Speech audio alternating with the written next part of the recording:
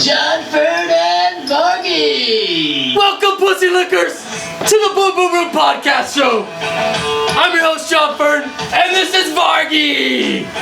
Cheers. Welcome to week one. It's officially week one. Can you believe it? Yes, the time has come. Football is back. The greatest time of the year, brings family, friends, everybody closer together. Barbecue, beers, gambling. It's what America's about, guys. It's time. And our show is fully loaded today. This week, we're going to have NFL news. We're going to recap the draft we just had in our league. We're going to give out our draft grades, and we're going to look ahead in our week one matchups this week to see which matchups we're really excited for. And to start it off here, we're going to go with our NFL news. So first, in the news today, Matthew Stafford, his elbow injury, it says it could be an injury that could last all season long. How does this affect fantasy? You know what, Jonathan? Matt Stafford is a proven veteran. He knows limitations. He knows how his elbow feels. I'm sure he's going to be fine. If he's playing right now, I think he's going to be able to play through it all season. He knows what his limitations are. Yeah, he's our age. He's like basically our age, maybe a little older. He is our age. You know, once you get our age, everything hurts. Like, everything's always going to hurt in your body. You wake up every day, your back's fucking hurting. It's always something, so he'll work his way through it. He'll be fine. So, another news out of Tennessee. So, Josh Gordon is visiting with the Titans. Do you have any interest in Josh Gordon this year? Fuck him. Fuck him. Okay. Fuck him. Okay, no interest then, huh? No interest at all. I don't give a fuck. Yeah, all right. No. So, Mitchell Trubisky, some news out of the Pittsburgh Steelers. Mitchell Trubisky has been named the starting quarterback in Pittsburgh, but I don't know how long that's going to last. I think his leash is very short because right there, Pittsburgh native Kenny Pickett. You know, he's a big fan favorite there, and I know they really like him down there. You know, they're just drooling over Kenny Pickett. What was that name again? Kenny Pickett. Remember the name Kenny Pickett because he will be starting mid-season. Mark my word. All right. Moving on. That's enough for the news around the NFL. Now, we're going to the revolutionary news. So now we're gonna recap our draft. So for our draft, we got to choose our draft positions.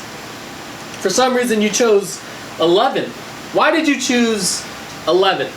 Well, Jonathan, the way everybody's drafting this year and the way people are drafting, I noticed, at pick 11, I wanted two strong running backs.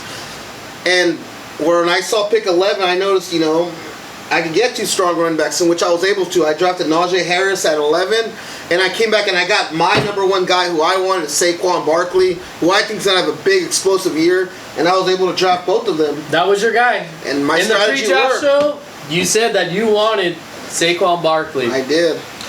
And the guy that I said I wanted was Christian McCaffrey. Exactly. So that is why I chose to go second overall. Okay. So I knew that if I go any higher than second, one of you assholes would have swooped in right there on second or third. I was going to choose fourth. My ideal spot was fourth, but I knew one of you assholes would just go in there and swoop in Christian McCaffrey just in spite of me, just to be dicks. I know you really didn't want Christian McCaffrey, but somebody would have done it.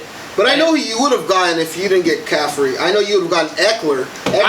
You love Austin Eckler. I love Eckler, dude. It was Caffrey and it was Eckler. Yeah. If I didn't get Caffrey, my backup plan would have been Eckler at 4, for sure. That was going to be my plan. But luckily, I got my guy. So, during the draft, what are some things that stood out to you during the draft? Number one thing that stood out to me is Jamar Chase. He fell into the mid-early second round. I thought he was going to be the first receiver off the board, He's high on everybody's draft boards. He's number one receiver most, and I noticed he was a fourth receiver picked. That's what stood out to me the most. Jamar Chase. Somebody got to steal. I don't know who drafted him. It was Taco. It was Taco. You got to steal the people's champ. For some reason, Drew took Devontae Adams. Yeah, that was. Devontae Adams at 6th overall. That was a real head scratcher for me. That's a head scratcher over Yeah. over Jamar Chase. I guess when you're a Raider fan, you know. You're a you Raider just- fan, yeah. All right. So one thing that stood out to me was the 11. Out of the first 14 picks, 11 of them were running backs. Yeah. And I noticed that Vincent, he didn't take a running back until the 3rd round of the draft. What do you think about that? Well, you know, he had a strategy. You know, he saw everybody's taking running backs. You know what? He's going to take the best available player, in which he did. I know he got 2 stud receivers. And he told me from the beginning of the draft that he wanted Travis Etienne, who is a stud, and he got him in the 3rd round, which was a steal in my eyes. I think he's going to have a big year, and he's got 2 stud receivers. I think he drafted a really good team. Those receivers can carry you a long way. Yeah, Look at those Taco receivers- last year. Yep. Taco's team, those receivers just carried him. I think he had... Oh, no, he didn't have Jamar Chase. I think he had T. Higgins. Yeah, and he had Devontae Adams and Amon-Ra St. Brown. St. Brown. He Those had receivers carry him. Yeah, maybe, especially in a PPR league, man. They can carry you to a championship. maybe he's found the formula to, you know, winning a championship. You know, maybe it's all receivers. Another Maybe thing- fuck the running backs. Another thing that kind of stood out this year was Mega. Mega had a draft this year, man. He He did. drafted back-to-back quarterbacks. He drafted Russell Wilson, and then immediately right after that, drafted Tom Brady. What do you have to say? I'm gonna be. I don't know where his head's at. He's got a lot of distractions right now. A lot of distractions. I don't know if it's the women or work, but he's got a lot of fucking distractions right now. You know what I think it is? I think it's that pen that he was smoking. I think it had a lot more than just the hookah in there. Because I Yeah. asked him, I was like, what's in there? He's like, oh, it's just hookah. Pretty sure it had some other stuff in there because it was laced with something. after the 4th round, it just fell off the rails Yeah. for Mega. He went 2 quarterbacks. He got 2 defenses. He got 3 tight ends. What the Mega, what are you doing? fuck do you need 3 tight ends Mega. in this league? It's like Irv Smith and like some random ass like. You know, it's understandable if you're getting Kelsey and Mark Andrews, but you're getting fucking Irv Smith. You're gonna be, oh man, dude. Well, good luck with that, Mega. Hope you that Bluma treats you Smoke well weed every day. this year. So, this is the draft grades for the Revolutionary War Football League. These are the long-awaited draft grades. These are very well calculated. If you guys can see here on the screen behind me, the number 1 team, highest rated team of this year is D-Rock. Wow. Wow. You have a 90% chance to make the playoffs. You graded an A. We just said in our last show, D-Rock always has great drafts. He's good at He's drafting. consistent at He knows what he's doing. He knows what he's doing. He knows what he's doing. Did you just pour us another shot? Yeah, let's take a shot, buddy. All right. Cheers. Why is mine constantly more full than yours? You gotta, you know. Sports.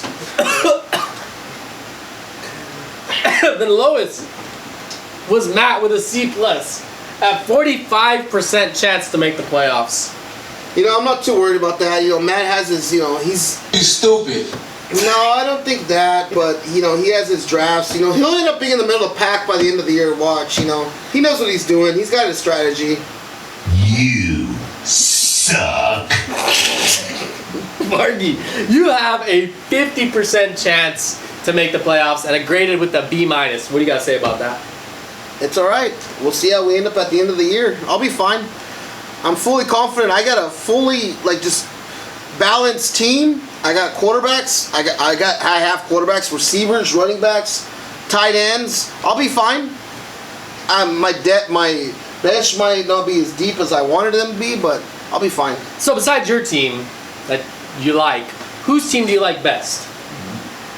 You know, it's funny, Jay. I was looking at the teams, and the number 1 graded team, D-Rock, I love his team. You know, he's got Joey B, who I think is going to be a top 3 quarterback when it's all said and done. It's going to be Josh Allen, Pat Mahomes, and Joey B. He's right there. Jonathan Taylor's going to continue what he did. If Nick Chubb can stay healthy, he's got the whole load. Deontay Johnson has no competition now that your boy Juju, the TikTok star, is gone. Yeah. Allen Robinson's a stud. Kelsey's a fucking stud. Adam Thielen is Adam Thielen. And then he's got a really good starting running back on his bench. Derek, you got a nice team. I really like your team this year. You're my favorite team right now to watch. You got a good team, D-Rock. Next, Who's your favorite team? I really like my primo. Primo, you did a great job drafting this year. Well done. Eso Soto. You have a top quarterback in Jalen Hurts. Rushing quarterback. That's what you want, guys. That's where the points are. Dalvin Cook, always a stud. Chase Edmonds, underrated. Gonna be very solid this year for the Dolphins. Stephon Diggs, volume monster. Michael Pittman, basically, Matt Ryan was basically sucking his dick this offseason. This whole offseason, he was like, oh, Michael Pittman, oh, Michael Pittman. Future Hall of Famer sucking his dick. Future Hall of Famer, Future Hall of Famer. Matt Ryan. First ballot. Kyle Pitts. Everybody else sucks in Atlanta, so he's the only one pretty much that's going to get the ball. Yeah. Cortland Sutton, another situation where Russell Wilson was sucking his dick all preseason. Yeah, Russell Wilson was sucking Cortland Sutton's dick. The next segment in the show is we're going to look ahead to the Week 1 matchups. So, the first Week 1 matchup is Tony T. And Vargy. And you. So, Tony T is projected to have 124.7 points, and you're projected to have 125.4. You are projected to beat him this week. Is Tony T even a Cowboys fan? Or it's hard to say now because I noticed he did not draft one Cowboy. You know, he used to draft Ezekiel Elliott. You knew it was like guaranteed Ezekiel Elliott, and then you know Witten was his guy. Dak. Always. He don't draft. The only Cowboy he drafted was a Cowboy D. The big D. The big D. That's it. So I don't know. But you know what he did draft? He drafted 3 Rams. 3 Rams. 3 Rams. Is he a Rams fan now? Like, I don't know. Maybe. I mean, he got Cooper Kupp, Cam Akers, Matt Gay. I don't know. Is his girlfriend a Rams fan? Maybe he might jump ship. Oh. I didn't thought about that. He might have jumped ship. Maybe a Rams fan now. Who knows? So he's got 3 guys in that Rams game. Like I said, he has Cooper Kupp, Cam Akers, and Matt Gay. Do you like having guys in a Thursday night game? You know what, Jonathan? It's like opening Christmas presents early. It's like you're opening Christmas presents on Christmas Eve. You know? That's how I feel about Thursday night games. You could open up a big fucking present and it'd be great. Or you could open up some coal. It'll be a big box and coal. Guy just does nothing. I'm not a fan of it, honestly. I've always liked to open my presents on Christmas morning. Yeah, I don't like having my guys on Thursday night. No. I do like having my guys on Monday night. I love watching my guys having that last Monday night miracle. Yeah. Which is, it might come down to you and Tony that night. You got DK Metcalf on Monday night. Yeah. It's going to be the Seahawks versus the Broncos. So it's going to be you have DK Metcalf and he's going to have Javonte Williams. So that's going to be interesting Monday night. It's going to be fun. And Russell Wilson, it's going to be the Russell Wilson payback game. So a lot of reasons to tune in Monday night. All right. So the next matchup we're going to talk about here is Tay and Matt. Tay is projected to have 131 points, and Matt's only projected to have 130.3. Really? Yep. So Matt, he only has 149er on his team, but he has 2 Raiders this year. Is it possible he jumped from Team Burt to Team Servando? Matt, are you back on Team Servando? Did you leave Team Burt? Because that's what it looks like right now. That's what it looks like. That's what it sounds like. Last year he was all Team Burt. You were all Team Burt. Left Servando to the dust. He chose a 49ers playoff game over a Raiders playoff game last year. That's what I heard. Well, I think Matt's going to come back, and, you know, he knows where he comes from, you know. I think he's going to have a good year, though, honestly. He has a low-graded draft, but I like his team a lot. You know, I'm a fan of Matt. I'm going to be rooting for him all year. So our last matchup here is Vincent and Bill. It's our modern-day David versus Goliath matchup here.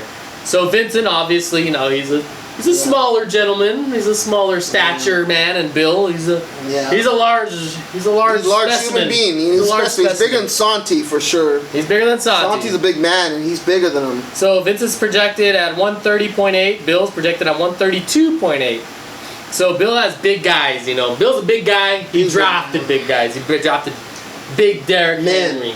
Big Derrick Henry, man. You got Julio Jones. Julio, grown-ass fucking man. You got George Kittle. And meanwhile, Vincent just drafts like the small, like fast, like shifty guys, you know.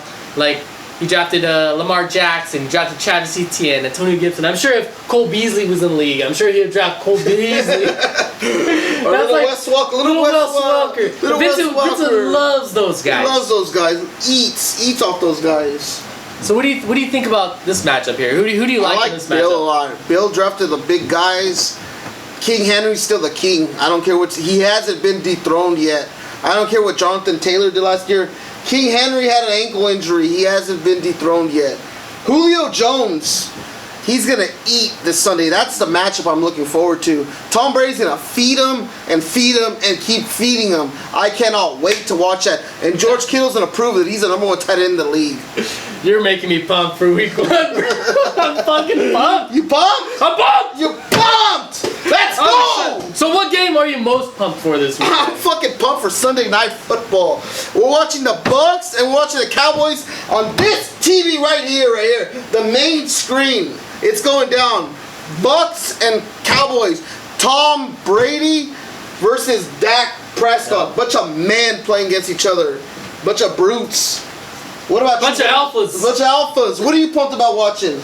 I'm excited for my Rams-Bills game Thursday night. I'm telling you, that's going to be a shootout. That's a fantasy matchup dream right there. Yeah. You got Josh Allen, you got Matt Stafford, Cooper Kupp, Stephon Diggs, Devin Singletary. The list goes on and on and on. Yeah. I'm telling you, that's going to be a great matchup. I cannot wait. For those of you gentlemen who play DraftKings, that is a great game to get into for single game DraftKings. I would play that if I was you guys. Everybody's going to eat. Just eat. All right, we're wrapping up here. What are your final thoughts for the guys here leading up to week 1? Gentlemen, let's fucking go! Sports! Fucking sports! Thank you for tuning in. Goodbye. That was a good one.